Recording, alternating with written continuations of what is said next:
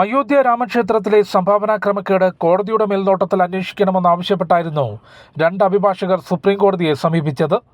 Case തിങ്കളാഴ്ച കോടതി പരിഗണിക്കും. നിലവിൽ നടക്കുന്ന അന്വേഷണം കാര്യക്ഷമമല്ലെന്നും കോടതിയുടെ മേൽനോട്ടത്തിൽ സ്വതന്ത്ര അന്വേഷണം പ്രഖ്യാപിക്കണമെന്നും ഹർജിയിൽ ആവശ്യപ്പെട്ടിട്ടുണ്ട്. വിഷയം അടിയന്തരമായി പരിഗണിക്കണമെന്ന ആവശ്യം നേരത്തെ സുപ്രീം കോടതി തള്ളിയിരുന്നു. നിലവിൽ അന്വേഷണം നടത്തുന്ന SIT ഉടൻ തന്നെ അന്വേഷണ റിപ്പോർട്ട് സമർപ്പിക്കും.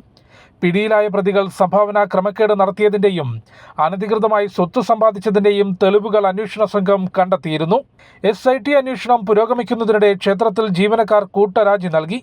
കൂടുതൽ ജീവനക്കാരെ ചോദ്യം ചെയ്തേക്കുമെന്ന അഭ്യൂഹങ്ങൾക്കിടെയാണ് കൂട്ടരാജി. കാണിക്കേണ്ടുന്ന ജീവനക്കാരിൽ 25 പേരാണ് രാജി നൽകിയത്. ഡ്യൂട്ടി സമയം കൂട്ടി, വേതനം വെട്ടിക്കുറച്ചു തുടങ്ങിയ കാരണങ്ങളാണ് ജീവനക്കാർ ഉന്നയിച്ചത്. അമൃത ന്യൂസ്, ന്യൂഡൽഹി.